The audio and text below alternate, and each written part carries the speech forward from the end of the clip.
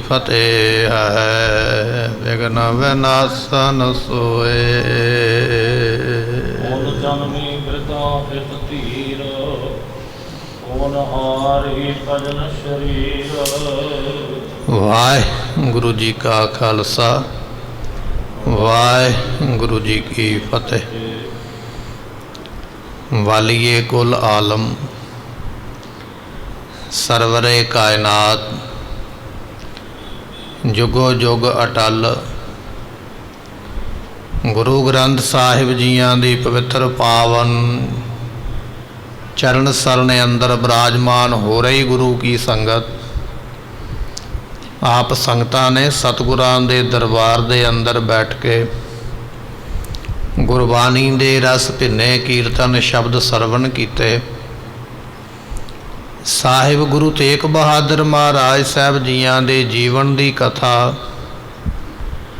इतिहास दे अंदर आपां लड़ी जो है वो शुरू कर रहे हाँ। पिछले दीवान विच सरवण कीता है गुरु पातशाह जी दिल्ली दी धरती ते सलोक रच के, जिसनों नावे महल्ले दे सलोक आखिया जांदा है। गुण गोबिंद गायो नहीं जन्म आकारत कीन।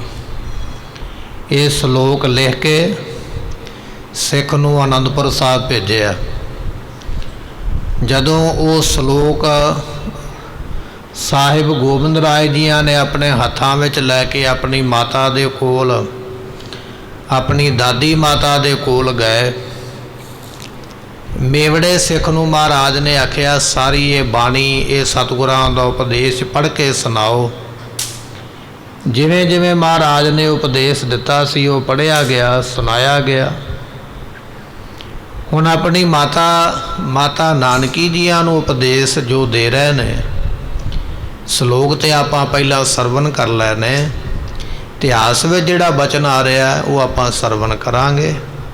आओ मन दे ध्यान नूं टकाइए, मिल के आखिए सतनाम श्री वाहिगुरु साहिब जी। सतगुरां दे माता साहब माता नानकी जी जो शरीर करके बजुर्ग हो चुके हैं, उन्हां नूं धीरज देण वास्ते सतगुरु जी उन्हां दे वास्ते फिर शब्द उचारते हैं। सतगुरु पातशाह कहन लगे माता जी जो होनहार होनी हो के रहनी है ना, वो हो के ही रहनी है। जे शरीर दी अंत समा नेड़े आ गया, जे शरीर दे छड्डण दा समा आ गया तो वो होनहार हो के रहेगी। चिंता ताकी कीजिए जो अनहोनी होए। ये कोई अनहोनी नहीं साडे नाल होण लगी, जो दुनिया नाल हुंदी आई है, दुनिया नाल हुंदी है, वो साडे नाल होण लगी है। इस करके शरीर दा की मोह करना, शरीर दी की चिंता करनी है। ये जो होनहार है ये होके रहना है। इस करके इस चिंता विच ख्याल विच ना पैना करो। चिंता करनी जोग नहीं, चिंता ते तां करिए। महाराज कहन लगे मत कर चिंता, चिंता है करते। बंदिया तू चिंता ना कर। क्यों? क्योंकि तेरी चिंता करते अकाल पुरख नूं है, परमेश्वर नूं तेरी चिंता। उन्हों तेरा फिक्र है भी मैं इनू पैदा किया है, मैं इहदी सांभ संभाल करनी है। जदों करता अकाल पुरख तेरी चिंता वास्ते बैठा होया, तू क्यों चिंता करदा? मत कर चिंता, चिंता है करते जो देवै जियां। सतगुरां दा बचन ये गुरबाणी दा है। कहन लगे भी वो जलां विच थलां विच देण वाला परमात्मा, चिंता नहीं करनी चाहिए। अचिंत दान दे प्रभ मेरा, विच पाखन कीट पखानी है।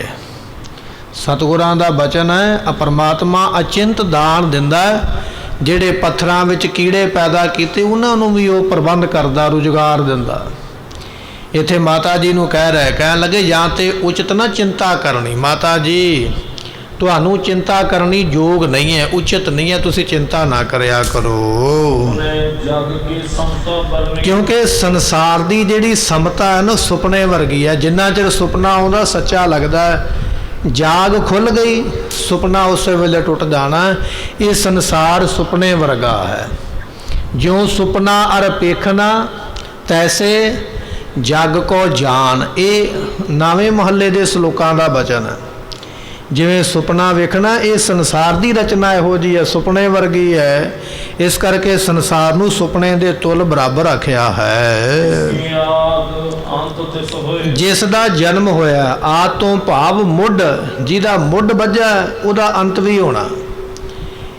जे पशु का जन्म होया तो एक समा है जन्म का, तो मौत का भी एक समा आवेगा। जे पंछी दुनिया में जन्म के आया, जे रुख मिट्टी दे विचों पैदा होया तो रुख का भी एक समय अंत होना है। जे मनुख पैदा होया है, अंत समा मनुख का भी आना। जो उपजो सो बिनस है, जिहड़ा पैदा होया उन्हें नाश भी होना है। ये बचन चेते रख, ये याद रख। जे दुनिया ते आ गया तो दुनिया तो जाना भी है। आवत किने ना रखिया, जावत क्यों रखिया जाए। गुरबाणी का मां वाक है, बच्चे नूं जन्म लैण तो दुनिया के लोग रोक नहीं सके। जन्म मिलिया, जे जन्म लैण तो कोई रोकिया नहीं जा सकता तो फिर मरण तो भी किसी नूं रोकिया नहीं जा सकता, क्योंकि जमना ते मरना परमेश्वर दे हथ विच है। पुछ ना साजे, पुछ ना ढाहे, पुछ ना लेवै दे। ना वो पुछ के बनाउंदा है, ना वो पुछ के मारदा, ना वो पुछ के लैंदा, ना वो पुछ के दिंदा। अपनी मर्जी का वो मालिक परमेश्वर खुद है। सतगुरु कह लगे, जो जिसकी आद अंत तिस होए, जिदा आद होया, जिदा जन्म होया, जिहड़ा दुनिया ते आ गया, माता जी उन्हें दुनिया तो जाना भी है। तुसी क्यों चिंता करते पे। ये अपनी माता नूं उपदेश दिंदे हन, क्योंकि जिहड़ा उपजन वाला है उसने संसार तो नाश हो जाना है। राम गयो रावण गयो, जाको बहु परिवार, कहो नानक थिर काश नहीं, सुपने जो संसार। ये बचन अपनी माता नानकी नूं आखे। चिंता ताकि कीजिए जो अनहोनी होए, एहो मार्ग संसार को नानक थिर नहीं कोए। ये भी बचन अपनी माता जी नूं उपदेश देंदे आखे। फिर अपनी सुपत्नी नूं, घरवाली नूं कहन लगे, जो उपजे सो बिनस है, परो आज कै काल, नानक हर गुण गाए ले, छाड़ सगल जंजाल। ये माता गुजरी जियां नूं उपदेश दिंदियां सतगुरां ने ये गुरबाणी के 3 श्लोक जिहड़े ने भोग दे श्लोकां अंदर महाराज ने बख्शे हन। इस करके जिहड़े जंजाल ने ना गल विच पए होए, जंजाल कहिए धंधे, जंजाल कहिए मोह, ये जिन्ने जंजाल पए ने, बंधन पए ने, इन्हां सारे जंजालां नूं छड्डना कर। ते की करना चाहिए। जे एक काम छड्डांगे तो कोई दूजा होवेगा, तो तां ही एक नूं छड्डांगे ना। सतगुरु कहंदे जंजाल छड्ड, ते तैनूं काम असीं दस दिंदे आ। काम यह है, अपने हरेक साह दे नाल परमेश्वर नूं चेते कर। सास सास सिमरो गोबिंद, हरेक श्वास दे नाल परमात्मा नूं चेते कर। फिर की होवेगा, मन अंतर की उतरै चिंद, तेरे मन दे अंदरों चिंता खत्म हो जाएगी, चिंता नहीं रहेगी, मैल नहीं रहेगी, मुक जाएगी। सतगुरु इत्थे कह रहे हैं, जदों श्वास अंदर नूं लैंदा आख वाहे, जदों श्वास बाहर नूं कढ़दा कह गुरु। इस तरह वाहे गुरु दा जदों जाप करेगा, ये श्वासां दी लड़ी ते रात नूं सुत्तियां भी चलनी है, जागदियां भी चलनी है, काम कार करदियां भी श्वास चलते रहने। जिवें जिवें तेरे साह चलते रहणगे, वाहिगुरू मंत्र दा जाप भी नाल ही चलदा रहेगा। इस तरह तेनों ये जाप की प्राप्ति होवेगी। सतगुरु पातशाह कहन लगे, सास सास हर प्रभु संभाल, हरेक श्वास के नाल परमात्मा नूं चेते करया कर। असीं ते समा लभदे रहिंदे, समा ही सोचते रहिंदे, समा निकलेगा तो रब दा नाम जपांगे। समा नाम वास्ते नहीं निकलना, दुनिया तो निकलन का समा आ जाना, दुनिया नूं छड्डण दा ते समा आ गया, रब दे नाम नूं जपण दा समा नहीं आया। सतगुरु पातशाह कहन लगे, उसनूं हरेक साह नाल चेते कर, तां भी थोड़ा है। जिहबा एक होवै लख कोटि कोट ध्यावै गो। तेरी ते एक जुबान है, एक पाठ करके आखदा मैं गुरु ते एहसान कीता, क्यों मैं पाठ कर लिया। एक जुबान की जगह ते करोड़ां जुबानां हो जान, ते तेरी जुबान चों करोड़ां पाठ निकलन, इन्ना भी नाम जपण वाला बन जावे, तां भी तेरे मन में ये होवे, साचे नाम की ਲਾਗੈ ਭੂਖ ਹਾਲੇ ਥੋੜਾ ਜਪਿਆ ਮੈਂ ਹੋਰ ਜਪਾਂ ਐਸੀ ਅਵਸਥਾ ਬਣਾ। ਗੁਰੂ ਅਮਰਦਾਸ ਮਹਾਰਾਜ ਜੀਆਂ ਦਾ ਸਿੱਖ ਹੈ ਭਾਈ ਪਾਰੋ, ਬ੍ਰਹਮ ਗਿਆਨੀ ਮਹਾਂਪੁਰਖ, ਡੱਲੇ ਨਗਰ ਦੇ ਰਹਿਣ ਵਾਲਾ। ਤੇ ਸਿੱਖ ਦੀ ਅਵਸਥਾ ਇਹੋ ਜੀ ਹੈ, ਸਵਾਸ ਸਵਾਸ ਨਾਮ ਜਪਦਾ।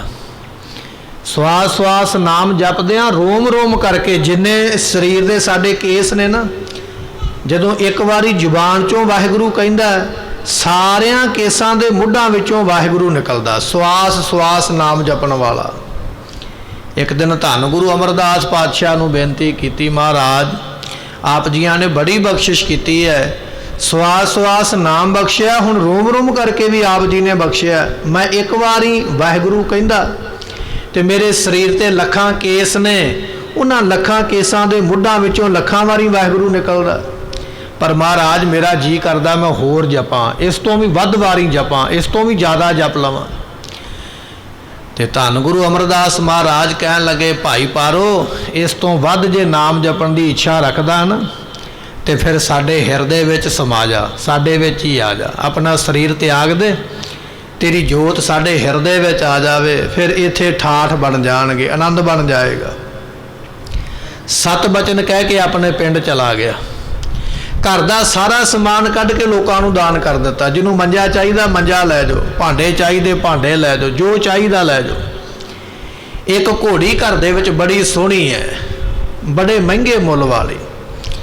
ਸੰਗਤ ਨੂੰ ਆਖਿਆ ਇਹ ਘੋੜੀ ਧੰਨ ਗੁਰੂ ਅਮਰਦਾਸ ਮਹਾਰਾਜ ਦੇ ਦਰਬਾਰ ਵਿੱਚ ਪਹੁੰਚਾਉਣੀ ਹੈ, ਮਹਾਰਾਜ ਇਹਦੇ ਤੇ ਸਵਾਰੀ ਕਰਨ, ਬਾਕੀ ਸਾਰਾ ਸਮਾਨ ਦਾਨ ਕਰਕੇ ਆਪ ਚਾਦਰਾ ਲੈ ਕੇ ਲੰਮੇ ਪੈ ਗਏ, ਸਰੀਰ ਤਿਆਗ ਗਏ। ਇਹ ਨੇ ਗੁਰੂ ਕੇ ਸਿੱਖ ਬ੍ਰਹਮ ਗਿਆਨੀ ਭਾਈ ਪਾਰੋ ਜੀ।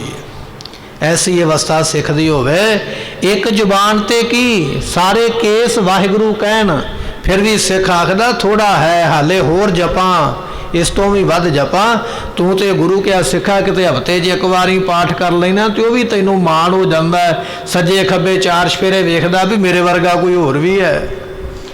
ਇੱਕ ਦਿਨ ਸੰਗਤ ਵਿੱਚ, 2 ਦਿਨ ਸੰਗਤ ਵਿੱਚ ਆ ਗਿਆ, ਵੇਖਦਾ ਚਾਰ ਸਵੇਰੇ ਵੀ ਕੋਈ ਮੇਰੇ ਨਾਲ ਦਾ ਹੋਰ ਵੀ ਆਇਆ ਕਿ ਮੈਂ ਹੀ ਇਕੱਲਾ ਇੱਥੋਂ ਤੱਕ ਪਹੁੰਚਿਆ, ਤੇਰੇ ਤੇ 1-2 ਦਿਨਾਂ ਵਿੱਚ ਹੀ ਮਾਣ ਆ ਜਾਂਦਾ ਹੈ।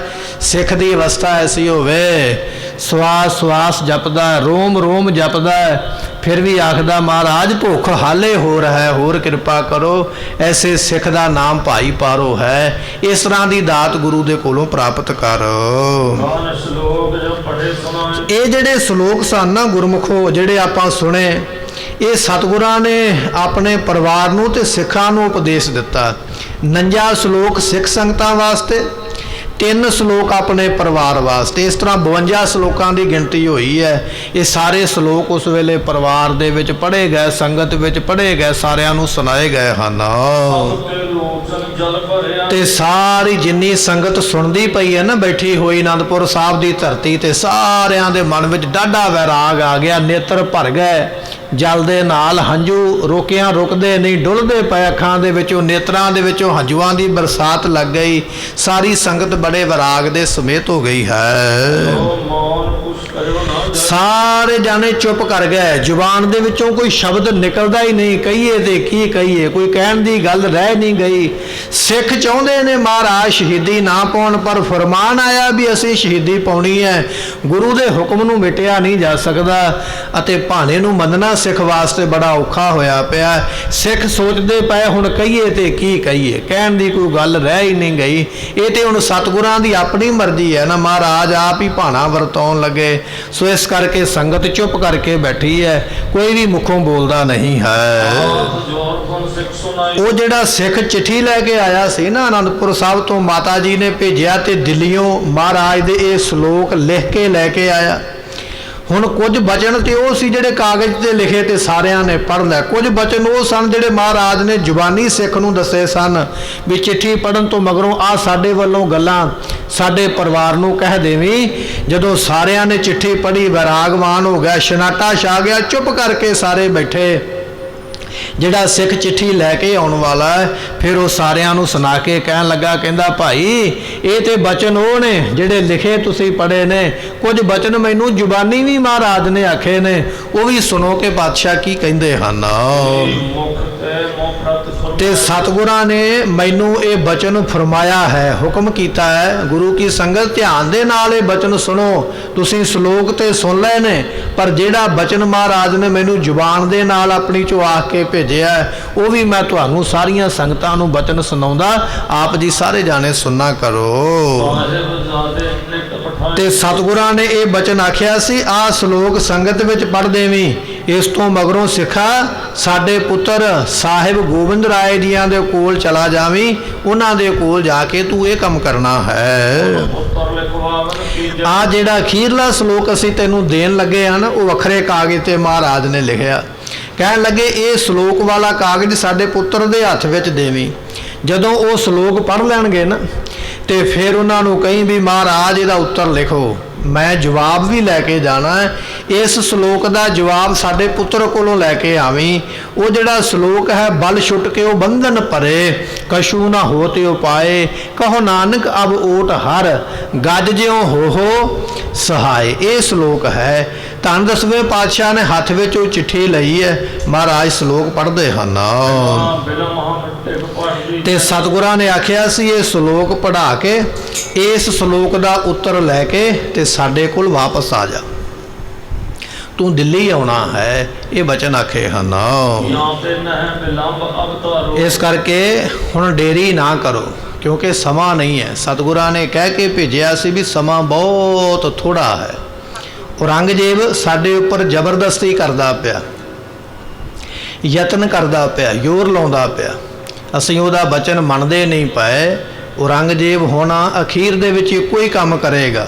ਉਹ ਕੀ ਕੰਮ ਹੈ ਕਿ ਸਾਡੀ ਸ਼ਹੀਦੀ ਦਾ ਫਰਮਾਨ ਸੁਣਾਵੇਗਾ।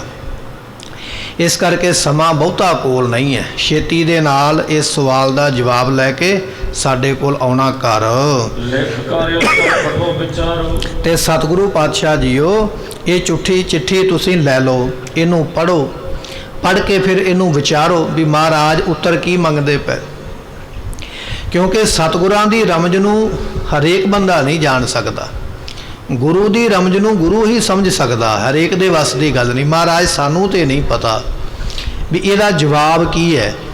ਇਹਦਾ ਜਵਾਬ ਤੁਹਾਨੂੰ ਪਤਾ ਹੈ। ਆਪ ਜੀ ਪੜ੍ਹੋ, ਵਿਚਾਰੋ, ਫਿਰ ਇਹਦਾ ਉੱਤਰ ਲਿਖਣਾ ਕਰੋ। ਸਤਿਗੁਰਾਂ ਨੇ ਸਾਹਿਬ ਗੋਬਿੰਦ ਰਾਏ ਜੀਆਂ ਨੇ ਚਿੱਠੀ ਲੈ ਲਈ ਆਪਣੇ ਹੱਥ ਵਿੱਚ, ਚੰਗੀ ਤਰ੍ਹਾਂ ਪੜ੍ਹੀ, ਪੜ੍ਹ ਕੇ ਵਿਚਾਰਿਆ। ਜਿਹੜਾ ਸਿਧਾਂਤ ਲਿਖਿਆ ਸੀ ਨਾ ਮਹਾਰਾਜ ਨੇ ਵੀ ਮਤਲਬ ਕੀ ਹੈ ਸ਼ਲੋਕ ਦਾ, ਇਹਦਾ ਉੱਤਰ ਕੀ ਦੇਣਾ, ਉਹ ਮਹਾਰਾਜ ਸਮਝ ਗਏ ਝੱਟ ਹੀ। ਦਸਵੇਂ ਪਾਤਸ਼ਾਹ ਨੇ ਸਮਝ ਲਿਆ ਵੀ ਸਾਡੇ ਪਿਤਾ ਜੀ ਕੀ ਉੱਤਰ ਚਾਹੁੰਦੇ ਨੇ, ਇਹਦਾ ਮਤਲਬ ਕੀ ਹੈ ਸ਼ਲੋਕ ਦਾ। ਉਸ ਵੇਲੇ ਫਿਰ ਮਹਾਰਾਜ ਇਹ ਕਹਿੰਦੇ ਹਨ। ਮਹਾਰਾਜ ਸੋਚਣ ਲੱਗ ਪਏ, ਸਾਡੇ ਪਿਤਾ ਨੇ ਇਹ ਬਚਨ ਲਿਖਿਆ, ਬਲ ਛੁੱਟ ਕੇ ਉਹ ਬੰਧਨ ਪਰੇ। ਇਹ ਬਚਨ ਕਿਉਂ ਲਿਖਿਆ? ਕਿਉਂਕਿ ਸਾਰੀਆਂ ਸ਼ਕਤੀਆਂ ਤੇ ਸਾਡੇ ਪਿਤਾ ਦੇ ਕੋਲ ਨੇ। ਗੁਰੂ ਹਰਿਕ੍ਰਿਸ਼ਨ ਪਾਤਸ਼ਾਹ ਨੇ ਗੁਰਤਾ ਗੱਦੀ ਦਿੰਦਿਆਂ ਦਿੱਲੀ ਦੀ ਧਰਤੀ ਤੇ ਬਚਨ ਕੀਤੇ ਸਨ, ਬਾਬਾ ਬਸੇ ਗ੍ਰਾਮ ਬਕਾਲੇ, ਬਨ ਗੁਰ ਸੰਗਤ ਆਪ ਸੰਭਾਲੇ। ਗੁਰਤਾ ਗੱਦੀ ਗੁਰੂ ਹਰਿਕ੍ਰਿਸ਼ਨ ਪਾਤਸ਼ਾਹ ਨੇ ਦਿੱਤੀ ਹੈ। 5 ਪੈਸੇ ਨਾਰੀਅਲ ਰੱਖ ਕੇ ਮੱਥਾ ਟੇਕਿਆ। ਸਾਡੇ ਪਿਤਾ ਜੀ ਮਾਲਕ ਨੇ ਗੁਰੂ ਨਾਨਕ ਦੀ ਗੁਰਤਾ ਗੱਦੀ ਦੇ। ਇਸ ਵੇਲੇ ਸਾਰੀਆਂ ਸ਼ਕਤੀਆਂ ਸਾਰੀਆਂ ਉਹਨਾਂ ਦੇ ਕੋਲ ਨੇ। ਫਿਰ ਉਹਨਾਂ ਨੇ ਇਹ ਕਿਉਂ ਲਿਖਿਆ ਵੀ ਬਲ ਹੋਵਾ ਬੰਧਨ ਛੁੱਟੇ, ਬਲ ਛੁੱਟ ਕੇ ਉਹ ਬੰਧਨ ਪਰੇ। ਇਹ ਸ਼ਲੋਕ ਕਿਉਂ ਲਿਖਿਆ? ਬਲਕਿ ਉਹ ਤੇ ਸਾਰੀਆਂ ਸ਼ਕਤੀਆਂ ਦੇ ਮਾਲਕ ਹਨ। ਸਤਿਗੁਰਾਂ ਦੇ ਵਿੱਚ ਇੰਨੀ ਤਾਕਤ ਹੈ, ਜੇ ਸੂਰਜ ਨੂੰ ਕਹਿ ਦੇਣਾ ਵੀ ਇੱਥੇ ਖੜਾ ਰਹਿ, ਇੱਥੋਂ ਅੱਗੇ ਨਹੀਂ ਜਾਣਾ, ਤੇ ਸੂਰਜ ਦੀ ਕੀ ਤਾਕਤ ਹੈ ਵੀ ਉਹ ਮਹਾਰਾਜ ਦਾ ਹੁਕਮ ਭੁੱਲ ਕੇ ਅੱਗੇ ਚਲਾ ਜਾਵੇ। ਜੇ ਸਤਿਗੁਰੂ ਕਿਤੇ ਕਹਿ ਦੇਣਾ ਚੰਦਰਮਾ ਨੂੰ ਵੀ ਇੱਥੇ ਰੁਕਿਆ ਰਹਿ, ਇੱਥੋਂ ਅੱਗੇ ਨਹੀਂ ਵਧਣਾ, ਚੰਦਰਮਾ ਦੇ ਵਿੱਚ ਇੰਨੀ ਤਾਕਤ ਨਹੀਂ ਵੀ ਮਹਾਰਾਜ ਦਾ ਹੁਕਮ ਮੋੜ ਦੇਵੇ। ਮਹਾਰਾਜ ਕਹਿਣ ਲੱਗੇ, ਭੈ ਵਿੱਚ ਪਵਨ ਵਹਿ ਸਦਵਾਓ, ਭੈ ਵਿੱਚ ਚੱਲੇ ਲੱਖ ਦਰਿਆਓ, ਭੈ ਵਿੱਚ ਅਗਨ ਕੱਢੇ ਵੇਗਾਰ, ਭੈ ਵਿੱਚ ਧਰਤੀ ਦੱਬੀ ਭਾਰ, ਭੈ ਵਿੱਚ ਸੂਰਜ, ਭੈ ਵਿੱਚ ਚੰਦ। ਉਹਨਾਂ ਨੂੰ ਵੀ ਡਰ ਹੈ ਪ੍ਰਮਾਤਮਾ ਦਾ। ਰੱਬ ਦੇ ਭੈ ਦਾ ਡਰ ਸੂਰਜ ਨੂੰ ਵੀ ਹੈ ਤੇ ਚੰਦਰਮਾ ਨੂੰ ਵੀ। ਤੇ ਰੱਬ ਕੌਣ ਹੈ? ਪਰਮੇਸ਼ਰ ਕੌਣ ਹੈ? ਗੁਰੂ ਤੇਗ ਬਹਾਦਰ ਪਾਤਸ਼ਾਹ। ਗੁਰੂ ਤੇਗ ਬਹਾਦਰ ਮਹਾਰਾਜ ਦੇ ਹੁਕਮ ਤੋਂ ਬਿਨਾ ਸੂਰਜ ਇੱਕ ਕਦਮ ਨਹੀਂ ਅੱਗੇ ਵੱਧ ਸਕਦਾ, ਚੰਦਰਮਾ ਇੱਕ ਕਦਮ ਨਹੀਂ ਵੱਧ ਸਕਦਾ। ਜਿਨ੍ਹਾਂ ਦਾ ਹੁਕਮ ਚੰਦਰਮਾ ਤੇ ਸੂਰਜ ਮੰਨਦੇ ਪਏ, ਇਹ ਦੁਨੀਆ ਦੇ ਲੋਕ ਉਹਨਾਂ ਨੂੰ ਕੀ ਡਰਾ ਸਕਦੇ ਤੇ ਕੀ ਬੰਧਨ ਪਾ ਸਕਦੇ। ਇਹ ਮਹਾਰਾਜ ਆਪਣੇ ਪਿਤਾ ਦੀ ਤਾਕਤ ਨੂੰ ਜਾਣਦੇ ਨੇ, ਸ਼ਕਤੀ ਨੂੰ ਜਾਣਦੇ ਨੇ ਵੀ ਸਾਡੇ ਪਿਤਾ ਵਿੱਚ ਇੰਨਾ ਬਲ ਹੈ। ਚੰਦਰਮਾ ਤੇ ਸੂਰਜ ਵੀ ਉਹਨਾਂ ਦੇ ਅੱਗੇ ਨਿਉ ਕੇ ਨਮਸਕਾਰ ਕਰਦਾ ਹੈ। ਬ੍ਰਹਮ ਲੋਕ ਤੱਕ, ਮਾਤ ਲੋਕ ਤੋਂ ਲੈ ਕੇ ਸਵਰਗ ਲੋਕ ਦੇ ਜਿੰਨੇ ਦੇਵਤੇ ਨੇ, ਇੰਦਰ ਤੇ ਇੰਦਰ ਦੇ 33 ਕਰੋੜ ਦੇਵੀ ਦੇਵਤੇ, ਉਹਦੇ ਤੋਂ ਅੱਗੇ ਵਿਸ਼ਨੂੰ ਲੋਕ ਹੈ, ਬ੍ਰਹਮ ਲੋਕ ਹੈ, ਇਹ ਜਿੰਨੇ ਵੀ ਲੋਕ ਨੇ ਇਹ ਪੁਰੀਆਂ ਨੇ ਦੇਵਤਿਆਂ ਦੀਆਂ, ਜਿੱਥੇ ਦੇਵਤੇ ਨਿਵਾਸ ਕਰਦੇ ਨੇ। ਸਤਿਗੁਰਾਂ ਦਾ ਬਚਨ ਆਪਾਂ ਪੜ੍ਹਦੇ ਹਾਂ ਨਾ ਗੁਰਬਾਣੀ ਦੇ ਅੰਦਰ। ਸਤਿਗੁਰੂ ਪਾਤਸ਼ਾਹ ਕਹਿਣ ਲੱਗੇ ਇਹ ਪੁਰੀਆਂ ਜਿਹੜੀਆਂ ਨੇ ਇਹਨਾਂ ਵਿੱਚ ਬੈਠੇ ਹੋਏ ਦੇਵਤੇ ਵੀ ਪਰਮਾਤਮਾ ਤੇਰਾ ਨਾਮ ਜਪਦੇ ਨੇ ਤੇ ਉਹ ਦੇਵਤੇ ਤੇਰਾ ਭੈ ਰੱਖਦੇ ਨੇ। ਇਸ ਕਰਕੇ ਬ੍ਰਹਮਾ ਤੱਕ ਜਿੰਨੇ ਦੇਵਤੇ ਨੇ ਹੱਥ ਜੋੜ ਕੇ ਹੁਕਮ ਮੰਨਣ ਨੂੰ ਤਿਆਰ ਹਨ। ਇੰਦਰ ਵਰਗੇ ਦੇਵਤੇ ਹੱਥ ਜੋੜ ਕੇ ਮਹਾਰਾਜ ਦੇ ਦਰ ਤੇ ਖਲੋਤੇ ਰਹਿੰਦੇ, ਮਹਾਰਾਜ ਰਾਜ ਦੇ ਦਿਓ, ਰਾਜ ਦੇ ਦਿਓ। ਇੱਕ ਸਾਖੀ ਆਉਂਦੀ ਹੈ, ਕਹਿਣ ਲੱਗੇ 10ਵੇਂ ਪਾਤਸ਼ਾਹ ਮਹਾਰਾਜ ਨਾ ਦੀਵਾਨ ਵਿੱਚ ਬੈਠੇ, ਬਚਨ ਸੁਣਨ ਵਾਲਾ ਸਤਿਗੁਰਾਂ ਦੇ ਜੀਵਨ ਵਿੱਚੋਂ। 10ਵੇਂ ਪਾਤਸ਼ਾਹ ਅੰਮ੍ਰਿਤ ਵੇਲੇ ਦੀਵਾਨ ਵਿੱਚ ਬੈਠੇ ਤੇ ਸਤਿਗੁਰਾਂ ਦਾ ਜੋੜਾ ਬਾਹਰ ਖੋਲ੍ਹਿਆ ਹੋਇਆ, ਜਿੱਥੇ ਸੰਗਤ ਜੋੜੇ ਖੋਲ੍ਹਦੀ ਹੈ, ਮਹਾਰਾਜ ਦਾ ਜੋੜਾ ਵੀ ਉੱਥੇ ਪਿਆ। ਜੋੜਿਆਂ ਦੇ ਉੱਪਰ ਆ ਕੇ ਇੱਕ ਭੂੰਡ ਬੈਠ ਗਿਆ ਤੇ ਸਿੱਖ ਖਲੋਤਾ ਸੀ ਬਰਸ਼ੇ ਵਾਲਾ, ਬੜਾ ਸਾਵਧਾਨ, ਸੰਗਤ ਦੀ ਨਿਗਰਾਨੀ ਰੱਖਦਾ, ਸਤਿਗੁਰਾਂ ਦੇ ਜੋੜੇ ਦੀ ਨਿਗਰਾਨੀ ਰੱਖਦਾ। ਉਹਨੇ ਵੇਖਿਆ ਵੀ ਇਹ ਭੂੰਡ ਬੈਠ ਗਿਆ, ਡੇਮੂ ਬੈਠ ਗਿਆ, ਮਹਾਰਾਜ ਇਸ ਜੁੱਤੀ ਵਿੱਚ ਆ ਕੇ ਚਰਨ ਪਾਉਣਗੇ ਤੇ ਡੰਗ ਮਾਰੇਗਾ। ਉਹਨੇ ਜੋੜਾ ਚੁੱਕਿਆ ਮਹਾਰਾਜ ਦਾ ਹੱਥਾਂ ਦੇ ਵਿੱਚ, ਦੂਰ ਲਿਜਾ ਕੇ ਜੋੜਾ ਝਾੜਿਆ, ਭੂੰਡ ਉੱਥੇ ਡਿੱਗ ਪਿਆ। ਉਹ ਜੋੜਾ ਲਿਆ ਕੇ ਫਿਰ ਉੱਥੇ ਰੱਖਤਾ ਜਿੱਥੇ ਮਹਾਰਾਜ ਨੇ ਪਹਿਲਾਂ ਉਤਾਰਿਆ ਸੀ। 2-4 ਮਿੰਟ ਲੰਘੇ, ਉਹ ਭੂੰਡ ਫਿਰ ਕਿਤੇ ਉੱਡਿਆ, ਡਿਮ ਉੱਡਿਆ ਤੇ ਉਹਦੇ ਉੱਤੇ ਆ ਕੇ ਫਿਰ ਬੈਠ ਗਿਆ। ਸਿੱਖ ਦੀ ਨਿਗਾਹ ਪਈ ਵੀ ਇਹ ਤੇ ਫਿਰ ਆ ਗਿਆ। ਉਹਨੇ ਜੋੜੇ ਨੂੰ ਫਿਰ ਚੁੱਕਿਆ ਹੱਥਾਂ ਵਿੱਚ, ਦੂਰ ਲਿਜਾ ਕੇ ਫਿਰ ਜੋੜੇ ਨੂੰ ਝਾੜਿਆ ਵੀ ਚਲੋ ਮਾਰਨਾ ਕੀ ਹੈ, ਵੀ ਰੱਬ ਦਾ ਜੀਵ ਹੈ, ਤੇ ਜੋੜਾ ਲਿਆ ਕੇ ਰੱਖਿਆ। ਜਦੋਂ ਰੱਖਿਆ ਜੋੜਾ ਲਿਆ ਕੇ ਤੇ ਥੋੜੇ ਸਮੇਂ ਬਾਅਦ ਉਹ ਭੂੰਡ ਫਿਰ ਉੱਥੇ ਆ ਕੇ ਬੈਠ ਗਿਆ। ਹੁਣ ਮਹਾਰਾਜ ਵੇਖਦੇ ਪਏ ਸਨ, ਸਤਿਗੁਰੂ ਤੇ ਜਾਣਦੇ ਸਨ ਵੀ ਸਿੱਖ ਜੋੜਾ ਚੁੱਕ ਕੇ ਲਿਜਾਂਦਾ, ਝਾੜ ਕੇ ਲਿਆਉਂਦਾ, ਫਿਰ ਭੂੰਡ ਬੈਠਦਾ, ਫਿਰ ਬਾਹਰ ਝਾੜਦਾ, ਫਿਰ ਲੈ ਕੇ ਆਉਂਦਾ। ਇਹ ਵੇਖ ਕੇ ਮਹਾਰਾਜ ਹੱਸ ਪਏ। ਭਾਈ ਦਇਆ ਸਿੰਘ ਕੋਲ ਹੀ ਖਲੋਤੇ, ਕਹਿਣ ਲੱਗੇ ਮਹਾਰਾਜ ਅੰਮ੍ਰਿਤ ਵੇਲੇ ਦਾ ਸਮਾਂ, ਆਪ ਜੀ ਮੁਸਕਰਾਏ, ਕਾਰਨ ਕੀ ਹੈ? ਸਤਿਗੁਰੂ ਕਹਿਣ ਲੱਗੇ ਨਹੀਂ ਭਾਈ ਦਇਆ ਸਿੰਘ, ਕੋਈ ਐਸਾ ਬਚਨ ਨਹੀਂ ਹੈ। ਦੁਬਾਰਾ ਫਿਰ ਪੁੱਛਿਆ, ਕਹਿੰਦੇ ਨਹੀਂ ਮਹਾਰਾਜ ਦੱਸੋ, ਕੋਈ ਤੇ ਕਾਰਨ ਹੈ। ਤੇ ਸਤਿਗੁਰੂ ਕਹਿਣ ਲੱਗੇ ਵੀ ਸਾਡੇ ਜੋੜੇ ਦੇ ਉੱਪਰ ਨਾ ਇੰਦਰ ਦੇਵਤਾ ਆ ਕੇ ਬੈਠਦਾ ਪਿਆ। ਉਹ ਭੂੰਡ ਦੇ ਜਨਮ ਦੇ ਵਿੱਚ ਆਇਆ, ਪਹਿਲਾਂ ਇੰਦਰ ਹੋਵੇਗਾ, ਹੁਣ ਫਿਰ ਸਾਡੇ ਜੋੜੇ ਤੇ ਬੈਠਾ। ਮਹਾਰਾਜ ਬੈਠਦਾ ਕਿਉਂ ਹੈ? ਸਤਿਗੁਰੂ ਕਹਿੰਦੇ ਰਾਜ ਮੰਗਦਾ ਪਿਆ ਵੀ ਮਹਾਰਾਜ ਕਿਰਪਾ ਕਰੋ, ਇੱਕ ਵਾਰੀ ਸਵਰਗ ਦਾ ਫਿਰ ਰਾਜਾ ਬਣਾ ਦਿਓ। ਤੇ ਭਾਈ ਦਇਆ ਸਿੰਘ ਨੇ ਹੱਥ ਜੋੜੇ ਮਹਾਰਾਜ ਦੇ ਚਰਨਾਂ ਤੇ ਆ ਕੇ ਬੇਨਤੀ ਕਰਦਾ ਤੇ ਸਤਿਗੁਰੂ ਬਣਾ ਦਿਓ ਨਾ ਫਿਰ ਉਹਨੂੰ ਸਵਰਗਾਂ ਦਾ ਰਾਜਾ ਕਰ ਦਿਓ, ਹੁਕਮ ਤੁਹਾਡੇ ਦੇ ਹੁਕਮ ਵਿੱਚ ਹੀ ਹੈ ਨਾ ਸਾਰਾ ਕੁਝ। ਭਾਈ ਮਾਹ ਸਿੰਘ ਨੂੰ ਵੀ ਆਖਿਆ ਸੀ ਨਾ, ਮਾਹ ਸਿੰਘ ਜੇ ਦੁਨੀਆ ਤੋਂ ਜਾਣਾ ਨਹੀਂ ਚਾਹੁੰਦਾ ਤੇ ਦੁਨੀਆ ਦਾ ਰਾਜ ਦੇ ਦਈਏ। ਇਹ ਬਚਨ ਤਾਂ ਹੀ ਆਖਿਆ ਨਾ ਵੀ ਜੇ ਗੁਰੂ ਦੇ ਸਕਦਾ, ਜਿਹੜਾ ਕੰਮ ਮੈਂ ਕਰ ਹੀ ਨਹੀਂ ਸਕਦਾ ਉਹ ਮੈਂ ਕਿਸੇ ਨੂੰ ਕਹਾਂਗਾ ਥੋੜੀ ਵੀ ਆਹ ਕੰਮ ਲਿਆ ਤੇਰਾ ਕਰਵਾ ਦਿਆਂ। ਮੈਨੂੰ ਪਤਾ ਜੋ ਮੈਂ ਕਰ ਸਕਦਾ ਉਹੀ ਕਰਵਾਵਾਂਗਾ ਨਾ। ਜੇ ਹੁਣ 10ਵੇਂ ਪਾਤਸ਼ਾਹ ਇਹ ਗੱਲ ਕਹਿੰਦੇ ਵੀ ਤੈਨੂੰ ਧਰਤੀ ਦਾ ਰਾਜ ਦੇ ਦਈਏ, ਦਾ ਮਤਲਬ ਦੇ ਸਕਦੇ ਨੇ ਨਾ, ਤਾਂ ਹੀ ਆਖਿਆ ਨਾ ਮਾਹ ਸਿੰਘ ਜ਼ਿੰਦਗੀ ਚਾਹੁੰਦਾ, ਜ਼ਿੰਦਗੀ ਦੇ ਕੇ ਰਾਜ ਦਈਏ। ਤੇ ਜੇ ਇੱਥੋਂ ਛੱਡ ਕੇ ਸਵਰਗ ਦਾ ਰਾਜ ਚਾਹੁੰਦਾ ਤੇ ਇੰਦਰ ਦੀ ਪਦਵੀ ਤੇ ਬਿਠਾਈਏ, ਤੈਨੂੰ ਇੰਦਰ ਦਾ ਰਾਜ ਦਵਾ ਦਈਏ, ਸਵਰਗਾਂ ਦਾ ਰਾਜਾ ਬਣਾ ਦਈਏ। ਤੇ ਭਾਈ ਮਾਹ ਸਿੰਘ ਨੇ ਹੱਥ ਜੋੜੇ, ਕਹਿਣ ਲੱਗਾ ਮਹਾਰਾਜ ਨਹੀਂ, ਇਹ ਰਾਜ ਭਾਗ ਨਹੀਂ ਚਾਹੀਦੇ ਮੈਨੂੰ, ਤੇ ਇੰਨਾ ਜੇ ਕਿਰਪਾ ਕਰਨੀ ਹੈ ਤੇ ਆ ਬਦਾਵਾ ਪਾੜ ਦਿਓ ਜਿਹੜਾ ਲਿਖਿਆ, ਹੋਰ ਰਾਜ ਨਹੀਂ ਚਾਹੀਦੇ, ਨਾ ਧਰਤੀ ਦਾ ਨਾ ਸਵਰਗ ਦਾ। ਕਹਿਣ ਤੋਂ ਭਾਵ ਇਹ ਆ ਵੀ ਗੁਰੂ ਸਮਰੱਥ ਹੈ, ਇੰਦਰ ਵਰਗੇ ਹੱਥ ਜੋੜਦੇ। ਭਾਈ ਦਇਆ ਸਿੰਘ ਨੇ ਆਖਿਆ ਮਹਾਰਾਜ ਜੇ ਰਾਜ ਮੰਗਦਾ ਪਿਆ ਤੇ ਦੇ ਦਿਓ, ਫਿਰ ਆਪ ਜੀ ਸਮਰੱਥ ਹੋ। ਤੇ ਸਤਿਗੁਰੂ ਪਾਤਸ਼ਾਹ ਕਹਿਣ ਲੱਗੇ ਦਇਆ ਸਿੰਘ ਜੇ ਅੱਜ ਇਹ ਸਾਡੇ ਜੋੜਿਆਂ ਦੇ ਸਾਡੀ ਸ਼ਰਨ ਵਿੱਚ ਆਇਆ, ਜੇ ਅੱਜ ਵੀ ਇਹਨੂੰ ਰਾਜ ਦੇ ਕੇ ਤੋਰਿਆ ਤੇ ਫਿਰ ਸਾਡੀ ਸ਼ਰਨ ਵਿੱਚ ਆਉਣ ਦਾ ਫਾਇਦਾ ਤੇ ਨਾ ਬਹੁਤਾ ਲਾਭ ਤੇ ਨਾ ਹੋਇਆ, ਥੋੜਾ ਹੀ ਲਾਭ ਹੋਇਆ ਨਾ, ਰਾਜਾ ਬਣ ਜਾਏਗਾ। ਫਿਰ ਕੀ ਹੋਵੇਗਾ? ਫਿਰ ਮਰੇਗਾ, ਫਿਰ ਜਨਮ ਵਿੱਚ ਆਏਗਾ, ਫਿਰ ਮਰੇਗਾ, ਅਗਲੇ ਜਨਮ ਵਿੱਚ ਜਾਏਗਾ। ਮਹਾਰਾਜ ਕੀ ਕਰਨਾ ਚਾਹੁੰਦੇ ਹੋ? ਸਤਿਗੁਰੂ ਕਹਿੰਦੇ ਸ਼ਰਨ ਵਿੱਚ ਆਇਆ, ਅਸੀਂ ਤੇ ਇਹਨੂੰ ਜਨਮ ਤੇ ਮਰਨ ਤੋਂ ਮੁਕਤ ਕਰਨਾ ਚਾਹੁੰਦੇ ਹਾਂ, ਜਨਮਾਂ ਤੋਂ ਹੀ ਮੁਕਤ ਕਰ ਦਿਆਂਗੇ। ਇੱਕ ਵਾਰੀ ਆਖੀਏ ਸਤਨਾਮ। ਇਹ ਗੁਰੂ ਦੀ ਸਮਰੱਥਾ ਹੈ, ਇਹ ਸਾਡੀ ਸ਼ਰਨ ਵਿੱਚ ਆਇਆ, ਇਹਨੂੰ ਮੁਕਤ ਕਰ ਦੇਣਾ ਜਨਮਾਂ ਤੋਂ, ਜਨਮਾਂ ਵਿੱਚ ਹੀ ਨਾ ਆਵੇ। ਇਹ ਸਮਰੱਥਾ ਗੁਰੂ ਦੀ ਹੈ, ਇਹ ਤਾਕਤ ਗੁਰੂ ਦੀ ਹੈ। ਭਾਵੇਂ ਕਿ ਅਸੀਂ ਜਾਣਦੇ ਨਹੀਂ, ਐਸੇ ਸਮਰੱਥ ਗੁਰੂ ਨੂੰ ਛੱਡ ਕੇ ਅਸੀਂ ਮੜੀਆਂ ਤੇ ਦੀਵਾ ਲੈ ਕੇ ਤੁਰੇ ਫਿਰਦੇ ਜਗਾਉਣ ਵਾਸਤੇ, ਤੇ ਉਹ ਦੀਵੇ ਦਾ ਤੇਲ ਕੁੱਤਾ ਪੀ ਜਾਂਦਾ। ਜਿਸ ਮੜੀ ਤੇ ਦੀਵਾ ਜਗਾਇਆ ਕੁੱਤੇ ਨੇ ਤੇਲ ਪੀ ਲਿਆ, ਉਹ ਮੜੀ ਕੁੱਤੇ ਦਾ ਕੁਝ ਨਹੀਂ ਵਿਗਾੜ ਸਕੀ। ਕੁੱਤਾ ਚੰਗਾ ਭਲਾ ਗਲੀਆਂ ਵਿੱਚ ਭੱਜਾ ਫਿਰਦਾ, ਕੁੱਤੇ ਨੇ ਕੁਝ ਨਹੀਂ ਹੋਇਆ। ਕੁੱਤੇ ਦਾ ਨਾ ਗਲਾ ਬੈਠਾ, ਨਾ ਕੁੱਤੇ ਨੂੰ ਬੁਖਾਰ ਚੜਿਆ, ਉਸੇ ਤਰ੍ਹਾਂ ਹੀ ਭੌਂਕਦਾ ਜਿਵੇਂ ਕੱਲ ਭੌਂਕਦਾ ਸੀ। ਉਹ ਮੜੀ ਕੁੱਤੇ ਦਾ ਕੁਝ ਨਹੀਂ ਵਿਗਾੜ ਸਕੀ। ਬੰਦਾ ਡਰਦਾ, ਮੜੀ ਤੇ ਜਾ ਕੇ ਦੀਵਾ ਜਗਾਉਂਦਾ, ਰੁੱਖਾਂ ਨੂੰ ਜਾ ਕੇ ਧਾਗੇ ਬੰਨ੍ਹਦਾ ਡਰ ਵਾਸਤੇ। ਗੁਰੂ ਦੀ ਤੁਲਨਾ ਅਸੀਂ ਇਹਨਾਂ ਚੀਜ਼ਾਂ ਨਾਲ ਕਰਦੇ ਹਾਂ। ਧਾਗਾ ਬੰਨ੍ਹ ਦਈਏ ਜੰਡ ਨੂੰ, ਪਿੱਪਲ ਨੂੰ, ਬੋੜ ਨੂੰ, ਇੱਥੋਂ ਕੁਝ ਮਿਲੇਗਾ? ਕਈਆਂ ਲੋਕਾਂ ਵਿੱਚ ਇੰਨੀ ਅਗਿਆਨਤਾ ਹੈ, ਇੰਨੀ ਬੇਸਮਝੀ ਹੈ, ਇੰਨੀ ਮੂਰਖਤਾ ਹੀ ਆਪਾਂ ਕਹਿ ਦਈਏ। ਰੁੱਖ ਦੀਆਂ ਜੜ੍ਹਾਂ ਨਾਲ ਤੇ ਲੋਕ ਪਾਣੀ ਪਾਉਂਦੇ ਨੇ, ਇਹ ਹਰਿਆ ਭਰਿਆ ਹੋਵੇ, ਛਾਂ ਦੇਵੇ, ਫਲ ਦੇਵੇ, ਹਵਾ ਦੇਵੇ। ਤੇ ਕੁਝ ਲੋਕ ਜਿਹੜੇ ਨੇ ਰੁੱਖ ਦੀਆਂ ਜੜ੍ਹਾਂ ਨਾਲ ਤੇਲ ਪਾਉਂਦੇ ਵੀ ਵੇਖੇ ਗਏ। ਕਿਸੇ ਨੇ ਆਖਿਆ ਜਾ ਆ ਤੇਲ ਲੈ ਜਾ ਤੇ ਰੁੱਖ ਦੀਆਂ ਜੜ੍ਹਾਂ ਨਾਲ ਪਾ ਦੇ, ਢਾਲਾ ਕਰ ਦੇ, ਤੂੰ ਬਚ ਜਾਏਗਾ। ਉਹ ਇਹ ਭੁੱਲ ਗਿਆ, ਮੈਂ ਦੂਜੇ ਦੀਆਂ ਜੜ੍ਹਾਂ ਵਿੱਚ ਤੇਲ ਪਾ ਕੇ ਰੁੱਖ ਨੂੰ ਸੁਕਾ ਕੇ ਤੇ ਆਪਣੀ ਜ਼ਿੰਦਗੀ ਚਾਹੁੰਦਾ ਪਿਆ। ਤੇ ਆਪਾਂ ਆਮ ਹੀ ਇਹ ਗੱਲ ਕਹਿ ਦਿੰਦੇ ਨਾ, ਫਲਾਣਾ ਤੇ ਫਲਾਣੇ ਦੀਆਂ ਜੜ੍ਹਾਂ 'ਚ ਬਹਿ ਗਿਆ। ਭਾਵ ਇਹ ਆ ਵੀ ਉਸ ਨੂੰ ਖਤਮ ਕਰ ਦਿੱਤਾ ਉਹਨੇ। ਅੱਜ ਸਾਡੀ ਹਾਲਤ ਇਹੋ ਜਿਹੀ ਹੈ, ਅਸੀਂ ਗੁਰੂ ਨੂੰ ਛੱਡ ਕੇ ਕਦੇ ਤੇ ਮੜੀ ਤੇ ਦੀਵਾ ਲੈ ਕੇ ਤੁਰੇ ਜਾਂਦੇ, ਕਦੇ ਅਸੀਂ ਰੁੱਖ ਨੂੰ ਧਾਗਾ ਬੰਨ੍ਹ ਕੇ ਬੈਠੇ ਹੋਏ ਵੀ ਸ਼ਾਇਦ ਇੱਥੋਂ ਕੁਝ ਮਿਲੇਗਾ। ਗੁਰੂ ਕਿਹਾ ਪਿਆਰਿਆ, ਤੂੰ ਐਸੇ ਗੁਰੂ ਦਾ ਸਿੱਖ ਹੈ ਜਿਸ ਗੁਰੂ ਦੇ ਦਰ ਦੇ ਉੱਪਰ ਆ ਕੇ ਤੇ ਇੰਦਰ ਵੀ ਹੱਥ ਜੋੜਦਾ ਪਿਆ ਵੀ ਮਹਾਰਾਜ ਰਾਜ ਭਾਗ ਦੇ ਦਿਓ।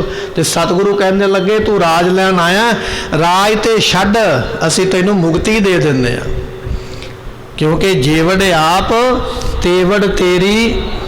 ਸਾਡੀ ਸੋਚ ਛੋਟੀ ਹੈ ਨਾ, ਅਸੀਂ ਛੋਟੀ ਜੀ ਸੋਚ ਲੈ ਕੇ ਆਉਂਦੇ, ਪਰ ਮਹਾਰਾਜ ਤੇ ਵੱਡਾ ਹੈ ਨਾ। ਸਤਿਗੁਰਾਂ ਦੀ ਸੋਚ ਵੀ ਵੱਡੀ, ਦਾਤ ਵੀ ਵੱਡੀ।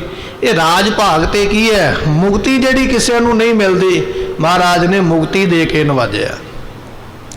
ਇਹ ਦਾਤਾਂ ਮਿਲਦੀਆਂ ਅੱਜ ਵੀ ਗੁਰੂ ਗ੍ਰੰਥ ਸਾਹਿਬ ਦੇ ਕੋਲੋਂ, ਪਰ ਅਸੀਂ ਬੇਸਮਝੀ ਕਰਕੇ, ਅਗਿਆਨਤਾ ਕਰਕੇ, ਗੁਰੂ ਨੂੰ ਛੱਡ ਕੇ ਆ ਨਿੱਕੇ ਮੋਟੇ ਥਾਵਾਂ ਤੇ ਐਵੇਂ ਤੁਰੇ ਫਿਰਦੇ।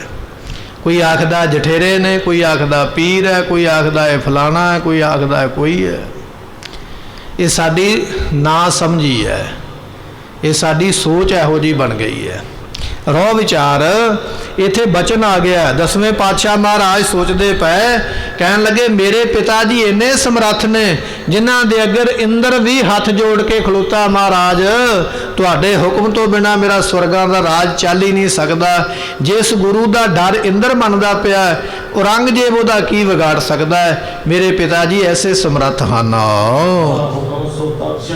ਸਤਿਗੁਰੂ ਜੋ ਹੁਕਮ ਕਰਦੇ ਨਾ ਤੇ ਇੰਦਰ ਨੂੰ ਤਤ ਛਿਨ ਕਰਨਾ ਪਵੇਗਾ, ਉਸੇ ਵੇਲੇ ਕਰਨਾ ਪਵੇਗਾ, ਤਤਕਾਲ ਹੀ ਉਹ ਕੰਮ ਕਰੇਗਾ ਜਿਹੜਾ ਹੁਕਮ ਗੁਰੂ ਤੇਗ ਬਹਾਦਰ ਪਾਤਸ਼ਾਹ ਦੇ ਮੁਖੋਂ ਨਿਕਲਿਆ। ਤੇ ਇਸ ਕਰਕੇ ਮਹਾਰਾਜ ਸਮਰੱਥ ਨੇ, ਦੇਵਤੇ ਵੀ ਉਹਨਾਂ ਦੇ ਹੁਕਮ ਤੋਂ ਪਰੇ ਨਹੀਂ ਹਨ। ਪਰ ਸਤਿਗੁਰਾਂ ਦੇ ਅੱਗੇ ਮਨੁੱਖ ਕੀ ਹੈ? ਬੰਦਾ ਤੇ ਕੁਝ ਵੀ ਨਹੀਂ, ਆਪਾਂ ਕੁਝ ਵੀ ਨਹੀਂ। ਮਹਾਰਾਜ ਦੇ ਅੱਗੇ ਅਸੀਂ ਬਰਾਬਰੀ ਥੋੜੀ ਕਰ ਸਕਦੇ। ਦੁਨੀਆ ਦਾ ਮਨੁੱਖ ਪਰਮੇਸ਼ਰ ਦੀ ਬਰਾਬਰੀ ਕਰ ਨਹੀਂ ਸਕਦਾ। ਜਿੰਨਾ ਮਰਜ਼ੀ ਵੱਡਾ ਤਾਕਤ ਵਾਲਾ ਬਣ ਜਾਵੇ, ਜਿੰਨਾ ਮਰਜ਼ੀ ਉਹ ਬਲ ਵਾਲਾ ਬਣ ਜਾਵੇ। ਬਲ ਵਾਲਾ ਦੁਨੀਆ ਦੇ ਵਿੱਚ ਕੰਸ ਹੋਇਆ, ਕਹਿਣ ਲੱਗੇ ਬੜੀ ਤਾਕਤ ਕੰਸ ਦੇ ਵਿੱਚ ਹੈ, ਕਈ ਭਲਵਾਨਾਂ ਨੂੰ ਢਾ ਦਿੰਦਾ ਹੈ, ਪਰ ਜਿੱਤ ਤੇ ਨਹੀਂ ਨਾ ਸਕਿਆ। ਕੁਸ਼ਤੀ ਦੇ ਅਖਾੜੇ ਵਿੱਚ ਹੀ ਮਾਰਿਆ ਗਿਆ। ਬਲ ਵਿੱਚ ਹੋਇਆ ਹਰਨਾਕਸ਼, ਕਹਿਣ ਲੱਗਾ ਕੋਈ ਮਾਰ ਨਹੀਂ ਸਕਦਾ। ਆਪਣੇ ਘਰੇ, ਆਪਣੇ ਘਰ ਦੇ ਦਰਵਾਜ਼ੇ ਤੇ ਮਾਰਿਆ ਗਿਆ। ਆਪਾਂ ਆਮ ਹੀ ਆਖ ਦਿੰਦੇ ਨਾ ਵੀ ਮੈਨੂੰ ਬਾਹਰ ਤੇ ਚਲੋ ਮਾੜੇ ਬੰਦੇ ਨੂੰ ਕੁੱਟ ਲੈਂਦਾ, ਘਰੇ ਨਹੀਂ ਕਿਸੇ ਦੇ ਕੁੱਟਿਆ ਜਾਂਦਾ, ਕਿਉਂਕਿ ਗਿਣਤੀ ਜ਼ਿਆਦਾ ਹੁੰਦੀ ਹੈ ਨਾ ਉਹਦੇ ਮੈਂਬਰਾਂ ਦੀ। ਐਡੀ ਵੱਡੀ ਤਾਕਤ ਵਾਲਾ ਰਾਜਾ, ਦਿਨੇ ਨਾ ਮਰਾਂ, ਰਾਤ ਨਾ ਮਰਾਂ, ਧਰਤੀ ਤੇ ਨਾ ਮਰਾਂ, ਆਕਾਸ਼ ਤੇ ਨਾ ਮਰਾਂ, ਮੈਨੂੰ ਕੋਈ ਮਾਰ ਹੀ ਨਾ ਸਕੇ। ਉਹਦੇ ਘਰ ਆ ਕੇ ਉਹਦੇ ਮਹਿਲ ਦੇ ਵਿੱਚ ਹੀ ਉਹਨੂੰ ਮਾਰਿਆ। ਇਹ ਮਨੁੱਖ ਪਰਮਾਤਮਾ ਦੇ ਅੱਗੇ ਕੁਝ ਨਹੀਂ ਹੈ, ਭਾਵੇਂ ਉਹ ਹਰਨਾਕਸ਼ ਹੋਵੇ ਤੇ ਭਾਵੇਂ ਉਹ ਕੰਸ ਹੋਵੇ। ਮਨੁੱਖ ਦੀ ਗਿਣਤੀ ਪਰਮਾਤਮਾ ਦੇ ਅੱਗੇ ਕੁਛ ਨਹੀਂ, ਇੰਨੀ ਤਾਕਤ ਹੈ। ਤੇ ਗੁਰੂ ਤੇਗ ਬਹਾਦਰ ਪਾਤਸ਼ਾਹ ਤੇ ਇੰਨੇ ਸਮਰੱਥ ਨੇ। ਗੁਰਮੁਖੋ ਜੇ ਫੂਕ ਵੀ ਮਾਰਦੇ ਨਾ ਆਪਣੇ ਮੁਖੋਂ, ਆਪਾਂ ਫੂਕ ਮਾਰਦੇ ਆ ਨਾ, ਅੱਗ ਜਦੋਂ ਬਲ ਨਹੀਂ ਹੋਵੇ ਚੁੱਲ੍ਹੇ ਦੇ ਵਿੱਚ, ਜਾਂ ਕੋਈ ਮੋਮਬੱਤੀ, ਕੋਈ ਦੀਵਾ ਬੁਝਾਉਣਾ ਜਗਾਉਣਾ, ਤੇ ਫੂਕ ਮਾਰੀ ਦੀ ਹੈ। ਜੇ ਸਤਿਗੁਰੂ ਫੂਕ ਵੀ ਮਾਰਦੇ ਨਾ, इस धरती नूं उड़ा सकते ने, धरती लभे ना पता नहीं किधर चले जावे, क्योंकि कोट ब्रह्मांड को ठाकुर स्वामी सर्ब जियां का दाता रे। सतगुरु तो यहो जिहे ब्रह्मंडा के मालक ने, पता नहीं किन्ने को करोड़ां ब्रह्मंड ने जिन्हां उपर गुरु का हुक्म चलदा है। ये धरती विचारी भी की है सतगुरां दे अगे, जे एक किते फूक भी मार देन ते धरती उड़ जावे। इस धरती का राजा जिहड़ा औरंगजेब है, सतगुरां दा की बिगाड़ सकदा, कुछ नहीं है। ते सतगुरु जी एक बचन कर देन ना ते सारे मुगल खत्म हो सकते। आपां पिछे इतिहास विच बचन सरवण कीता, सतगुरां दा दीवान भाई मती दास एक दिन महाराज नूं हथ जोड़ के कहन लगा, कहंदा सतगुरु आग्या दे दिओ, मैं होर कुछ नहीं मंगदा, केवल आग्या चाहिदी है, तुहाडी यस चाहिदी है, हाँ कर दिओ बस, मैं की करांगा, दुनिया दे विचों मुगलों का सफाया ही कर देंगा, दुनिया में कोई मुसलमान कोई इस्लाम नूं मनण वाला ही नहीं रहेगा। जिहड़ा इस्लाम का राजा ये गल कहंदा ना, मैं हिंदुस्तान की धरती ते हिंदू नहीं वेखना चाहता, मुसलमान ही करने ने, ये तो पता नहीं कर सकेगा कि नहीं कर सकेगा, तुसी हाँ कर दिओ, मैं पूरी दुनिया दे विचों ये जिहड़े मुगल ने इन्हां दा खात्मा कर देवां, इन्नी समर्था मेरे विच है। गुरु के सिख दा वचन है। तो सतगुरु कहन लगे, महाराज कहंदे भाई मती दास, पूरी दुनिया के मुगलों का थोड़ी कसूर है, सारे मुगल तो माड़े नहीं, औरंगजेब ने जे कीता। फिर दूजा बचन किया, महाराज जे हुक्म करो तो दिल्ली के लोगों को तो सज़ा दे सकदा ना, क्योंकि ये लोग तो सज़ा के भागी ने, वेखते पे भी सब कुछ हो रहा, चुप करके बैठे ने। जिन्नी औरंगजेब की फौज है, जिन्ने दिल्ली ते रहन वाले मुगल ने, जे तुसी कहो तो धरती दे विच थले पताल दे विच धक दियां, जे आखो तो चौके जमुना दे विच सुट के खत्म कर दियां। महाराज कहन लगे, नहीं मती दास, दिल्ली के लोगों का कोई कसूर नहीं है।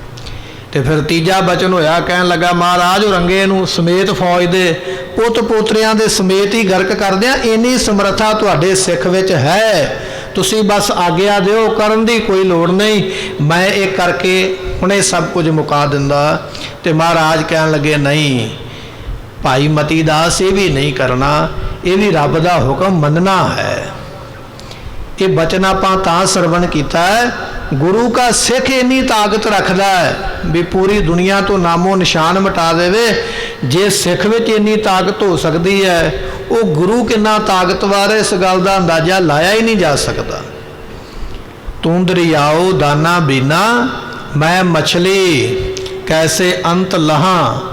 मच्छी निकी जी है, जे मच्छी का ही कुछ नहीं असीं बिगाड़ सकते, दरिया का की बिगाड़ांगे। दरिया तो वड्डा होया ना, समुंदर तो वड्डा। ते पातशाह कहन लगे, भाई मती दास वर्गे ते मछ ने जिहड़े गुरु रूपी समुंदर विच रहिंदे, जे मछ दे विच इन्नी ताकत है तो गुरु समुंदर विच कितनी ताकत होवेगी, ये कथन नहीं किया जा सकता। अंत ना सिफती कह नन्ना अंत, ये गुरबाणी का फरमान है।